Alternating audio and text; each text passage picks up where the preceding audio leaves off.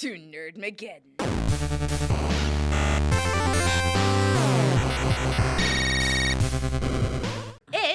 Devin and Will both got to go see It Chapter 2. Oh, God. So you guys want to talk a little bit about that? We held hands Spoilers at the back of alert. the theater. We did not go together to see this We did film. Why not? Make it a date. I don't know. I don't know why we don't I hang out didn't- outside this, but Yeah, I'm working on that. I want to hang out with you at some point. Will. yeah, we should go pick flowers or Indeed. get some ice cream. Tiptoe through the tulips. But what did you? Okay, so Will, what did you think of It Chapter 2? Okay, so let me get started with the whole entire Stephen King's It, book, old movie, new movie. Now there's a part 2. The story is great, and it really creeped me out when I was a kid, especially Best with Tim horror Curry and the new is it Skarsgård? Yes. That's his last name. Skarsgård. I do think that it is very fluent with all its material. It's really good from the book to the movie to the other movie, and so I'm glad that all flows pretty well. It Part 2, I wasn't really sure about. I kind of went into it thinking that it would be first of all a very long movie, but also a 2 hours 50 minutes. It was a sitter. I was late for work. Oh really? Okay. Yeah. But overall, I think that the Pennywise does stand out as probably the big character throughout the entire film. Bill Hader's pretty good in it.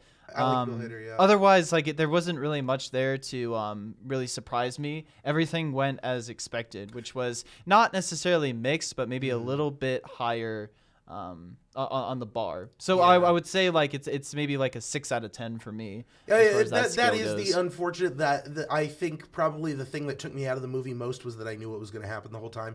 Yeah. Because I've seen it before. Yeah. So that was unfortunate. There was no real suspense there of what's going to happen next, and I feel like it could have used that. It played out exactly the way I thought it would, and I'm gonna be. You guys could kill me right now. I haven't seen the first one. I haven't seen any I've of seen them. the first 30 minutes or something. I don't remember. But You guys are usually- killing me. Usually I would we're not not. mind, but yes, this is a Yeah. film that you need So- to see the first one in order to get everything but, else. But based on my perception of the cultural reaction to the first film, when the second film got announced, when the first film came out, I was like, everybody loves this movie. They're going to be real disappointed when they get to the adult stuff and it's not as good because the adult stuff just isn't in the original story. Yeah. And I was like, so this movie's going to come out. It's going to be a big deal that it's not as good as the first one. And there's going to be a bunch of articles about how there isn't an orgy scene in it.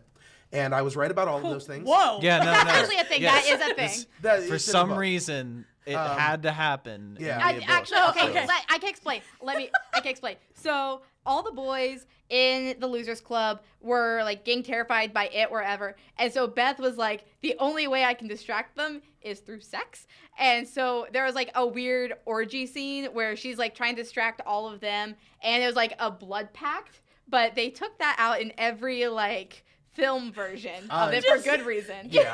This is The like blood the pact first, is in this film. Yeah, the blood pact's but- in it, but the orgy is not. Yeah. This is the but- first I'm hearing of it, period, just anything about the actual movie. I know the basis of it, but I knew nothing else about the movie, and then that was just a wild part to throw me into. Anyway, I knew that was going to happen. I was like, people are going to be upset that it's not as good as the first, and I'm going to see stupid Snapchat articles about the orgy thing. I was right about all of that. Having seen it, and again, not having seen the first, based on my impressions, it is not as good as the first. Boo hoo hoo, cry me a river. It was fine. It was a perfectly serviceable movie. I think it would have been really hard to top the first, at least from the reaction it got. I cannot believe all of these stupid articles I'm reading.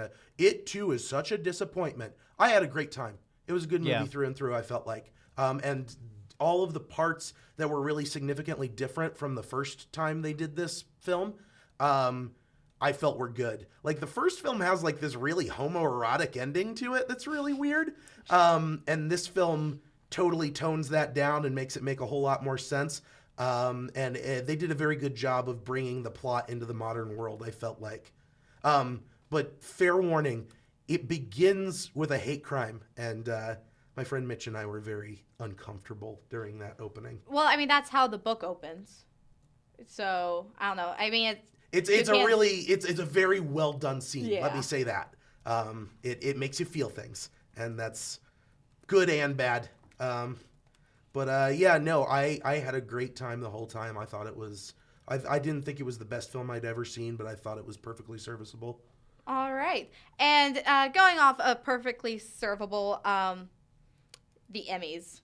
Will. Perfectly servable. The Here Emmys. comes the Emmys. I would eat an Emmy. I'm not sure about that one. I am admit- convinced. Well, hold on, because Whenever I see like the Oscars or the Emmys or something, I just imagine they're like foil wrapped chocolate. Like That's you what get I was the gonna trophy. say. I and- thought you the just Emmys. said, I misheard that, and I thought you said when I look at the ostriches at the Emmys. And I was like, wow, I've never seen the Emmys. But Also man, known I as the might start. Kardashians. Okay. Well, you wanted to talk about the Emmys. Let's cool. go. That was weird.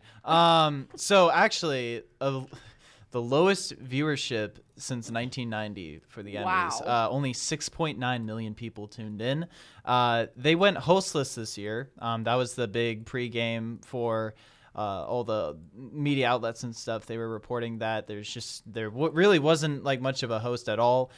Different stars came on stage and stuff, and then they played it off as like a game where it was like, oh, we don't have a host this year, and then all of a sudden a big like augmented reality Homer Simpson comes on screen and does his thing and stuff, and then he gets a bit. Okay, so it definitely gets worse. The red carpet. I don't know if it can get worse. I know one thing about this, and it made me laugh. So.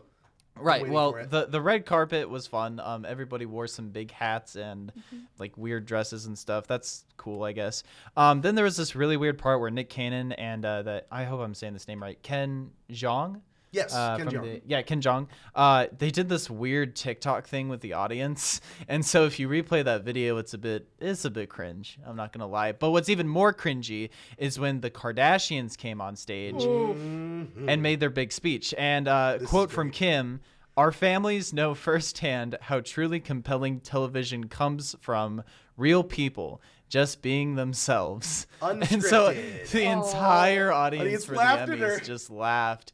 And like not like with them, it was just like after Definitely them. It was like, after them. oh no, I don't like I this, saw but- a bunch of people that were like, "Oh, she was totally in on it. It was a joke," and I was like, "I don't know. She looks pretty mad." I think that they know it's a joke at this point. If not, then Yeah. that's really sad. The look on her face when they laughed at her was not the look that you get when you tell a joke and people laugh at your joke. Oh. Well, anyway, outstanding drama series went to Game of Thrones. Peter Dinklage wins the best supporting actor in a drama series. As he should. Best limited series went to Chernobyl. I saw that Definitely. one coming. Yeah. Basically, the main maybe four shows that really swept away was The Marvelous Miss Maisel, which I've heard a lot of good things Yeah. about. Does anybody know like where you can watch it? I think it might be a Hulu one, but don't quote me on Okay. that. Otherwise, we have Chernobyl. The other show, Veep. Have you guys seen that? No. Oh yeah, I'll have to geek recommend it. It's pretty good if you're like into the West Wing stuff. And then Oh, another cool. show that I haven't ever heard of. It's called Fleabag. Yeah, I don't think anyone has heard of Fleabag until the Emmys. Fleabag went very Emmys. like a couple of awards. It's like a comedy drama television show. Oh, it's got Phoebe Waller-Bridge, who's going to be hosting Saturday Night Live in a couple weeks.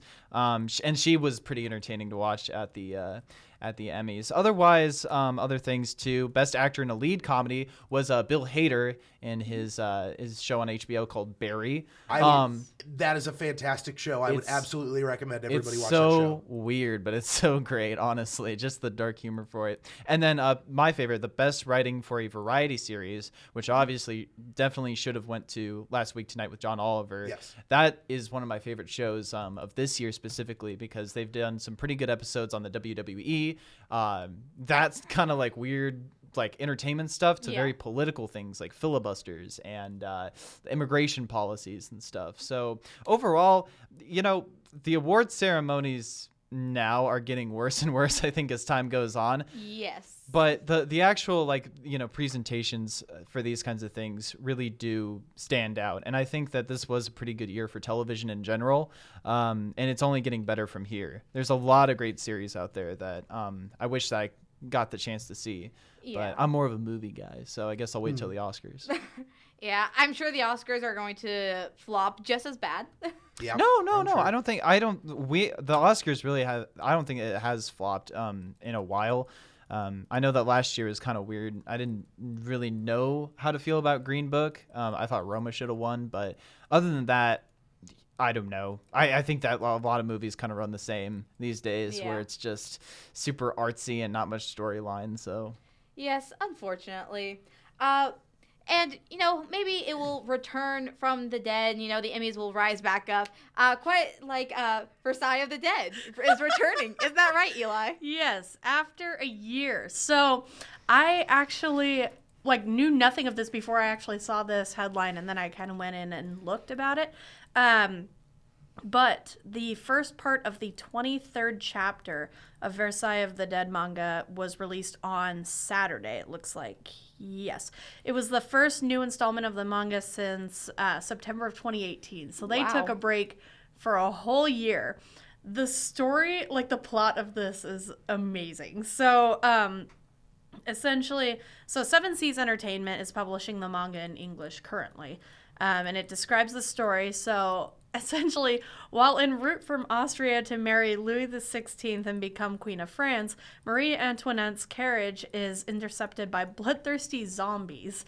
The sole survivor of the attack is Marie's twin brother, Albert, and he heads for Versailles in his sister's gown, and instead of continuing life as himself, decides to take his sister's place. And he looks good. And so, now at the heart of the French royal court, Albert must face the undead horrors as the man who would be queen. It's intense, guys. I love it. And I'm all about it. It sounds good, but why did they take a break for a year? It doesn't really say. Okay, so the manga launched in January of 2016 in Shogakukan's Hibana magazine. But then they moved to the Manga One app in November of 2017. And that was after the magazine that they were in ceased publication. So maybe it had something to do with that. But then the second compiled volume was released in January of 2018. And that's literally all they have on it. There's no underlying reason. I guess it was just taking a while. But I looked at the art in it, and you might actually like it. It looks like the drawing style looks a lot like Black Butler. Yeah, I saw the drawing style. I'm like, this is gonna be fun. Yeah, well, okay, so I pulled up one of the actual pages. Oh, wow, that does look like Black Butler. Mm-hmm. So it looks a lot like Black Butler style. And I'm fully intending on going and finding it and reading it because it looks very interesting. As a as the kind of person that I am, I find this kind of interesting. Wow. And as the kind of person I am, which is a different kind of person, I find it interesting for other reasons. But also, why zombies? So that's kind of a whole other thing. So I'm actually really excited to start reading it, and maybe I can keep looking and see why in the world it was in hiatus for a whole year. You want to talk hiatuses? Hunter x Hunter started about the time Dragon Ball ended in the late 90s. It's still not over. His longest break has been 2.5 years. In the time since he started the series, he has missed 60% of Weekly Shonen Jumps with no chapter from him. It's because only he and his wife work on it. He doesn't have a staff, and he's really slow at writing the story. So it's been 2 years since the last Hunter x Hunter chapter. He's about to break his record for longest hiatus. Wow. Well, I mean, they straight up ended the show. They couldn't do the next story arc because we're only halfway into it. So it's just over. Wow. Yeah. Oh, but you know what else is over? YouTube is reversing their de-verifying of channels. Yeah, so verification, as I'm sure a lot of you know on social media, it's basically if you are someone that a lot of people know about, then a lot of social media, they have a certain bar for followers, and then after that you can get verified with them, which is basically you prove you are who you are, so you get a little check mark next to your name, and that way it's obvious who's imitating you and what the real information is. Well, Twitter and YouTube recently have been kind of screwy with their verification, a little flip-floppy with some things. If you say some things that Twitter doesn't like politically, if you criticize YouTube too hard or whatever, then they'll take your verification away. There's a little bit of politics to it now, as opposed to I am who I say I am, which should be a very simple black and white matter. Mm-hmm. But the thing that YouTube did recently that really ticked everybody off is they started de-verifying everybody just on the basis of, oh, well, you're like internet famous. So like, JonTron, who's that? But like, Nabisco verified.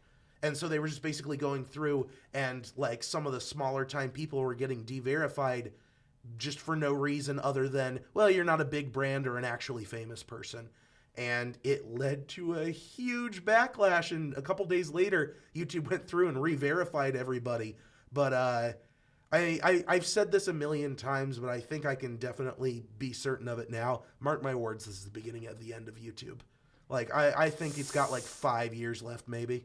Well, I really wish that it wasn't the case, but YouTube, remember when YouTube was like the Wild West, where you could just post a video on there, yep, and then it just went up and it'd just be popular, and people, because it was like a video sharing website, and it was very different, and people, like, before monetization really kicked in, and now there's like a lot of weird funky rules with that and copyright and the problem corporations. is there's no one to talk to.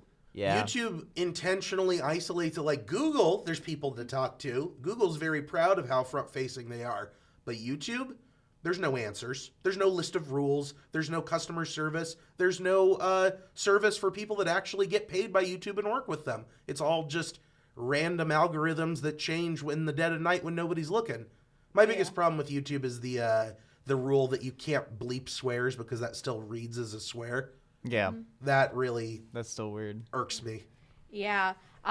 Just bleeping all over the place. Attack on Titan, going with bleep sounds effects. Apparently there are some hidden puns hidden in those. I mean, not necessarily puns, but they, like, okay, so the creator, Isayama, has been being very sly with his sound effects. He's a sneaky boy. Yeah, he is a sneaky boy. So there will be something happening in the panel, and then there will be a sound effect next to it that you almost like almost always you don't pay attention to that. Mm-hmm. You kind of just read on with what you're actually reading, and so you don't. Like, I mean, me as an English speaker, I don't really know what in the world is in that bubble, but I can assume based off of what's happening.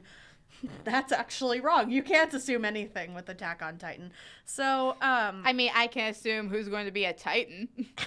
Everyone. Yeah, anyone that Aaron comes in contact to is a Titan. Fun fact. So, the sound effects involve wordplay. So in one panel, a character is shown shoving another character away while telling them you have to escape. But the corresponding sound effect for the shove is, I don't want to screw this up, but it's like doka ike, which means screw off. So okay. It's like, wow, escape while also insulting them at the same time. It's like the equivalent of someone going out the door and the sound of the door is "Kaleave." And then another panel shows a horse biting on someone's head. Like, don't question Attack on Titan. And the sound effect is caprese, which is a reference to the Italian dish caprese hors d'oeuvres. Just why? We're not quite sure. Hors d'oeuvres. But so it's very amusing. There was another one where a man was yawning, and so they used the typical, like, fa sound effect. But underneath those characters, you can see the characters Michiki, and put together, the two sound effects spell out Famichiki, and it's the name of a popular convenience store food. So, like, just random things put together that just make it a little more amusing that this whole anime is about death and destruction.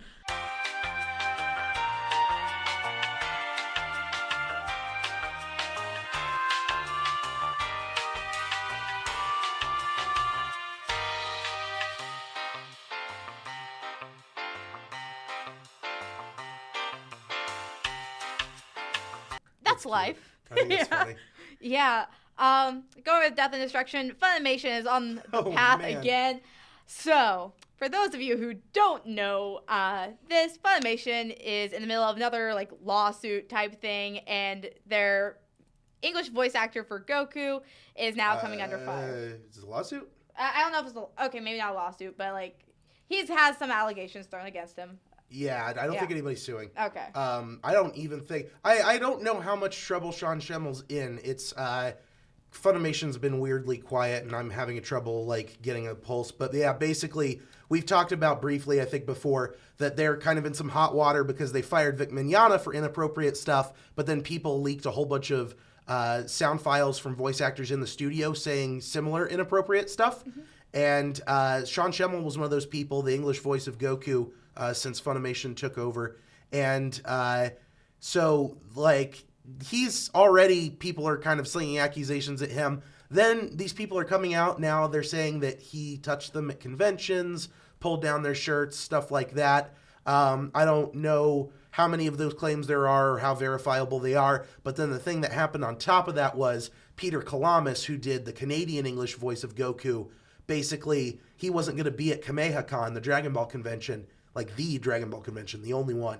And people started digging up why, and the thing that got tossed around was, oh, Sean Schemmel doesn't want other English Gokus at KamehaCon. And I guess specifically he and Peter Kalamis have a history of like criticizing each other and blocking each other on Twitter and stuff. And so the implication was that Schemmel went to somebody and said, please kick Peter Kalamis out or I won't come. And it's worked out now. Peter Kalamis is coming, and he and Sean Schemmel have both released statements, but the internet will not give up Sean. Like, he just keeps having stuff thrown at him. I mean, at this point, like, the internet is a sketchy place, guys. I don't know if you know that yet, but Funimation's a weird place. Funimation is a weird place. Yeah. I think that's probably the proper way They're to say finally that. done dubbing Dragon Ball Super, and I could not be more happy because they have really done a crap job this last arc. Yeah. Just gonna shift gears a little bit. Mario Kart Tour came out on Apple. Well, it Shift came- gears. I didn't Oh, even that plan is- that that's one. good. See I didn't that? even plan See that that? one. That's how it's The gotta best be. ones come when you're not When planning you're for under the them. rug. Everybody around Wells has been playing that game, and I'm resisting the urge to pick it up because it's not a Double Dash sequel. It's Mario Kart, but for the mobile patron. Which Yes. means that the controls are a bit wonky in my opinion, but once you get used to them, it's a whole bag of fun. Yes. But it's not Double Dash. This was the perfect opportunity to make another Double Dash because it's another handheld Mario Kart game. I could probably agree with you there, actually. Yeah. Yeah. I was going to start playing it today, and then they're like, "Oh, you need to like log into your Nintendo account." And I was like, "I don't have a Nintendo account. I don't have time to make one right now." Yeah, I'll do this that's later. a whole thing. Like, trust me. Yeah. So I guess you have to have a Nintendo account to play, guys. My big worry is that it's going to be like Mario Run, where once you beat the game in a week, there's going to be no reason to play it again. Yeah, you know what? I could see that too. Nintendo's not great at building. unless that it life into their becomes apps. super multiplayer and then everybody's playing, like all your Oh my friends God, I got to could be see in that there too. in order for it to be like the big thing. But luckily for all of my friends, we're all playing it. Yeah. We're all trying to beat each other as Toad. All right. Speaking of friends, we have a special friend coming in to join us for our fun segment. But unfortunately, it is time for us to wrap things up. Thank you guys for tuning in. Really appreciate it. And as always, You Nerd it here first.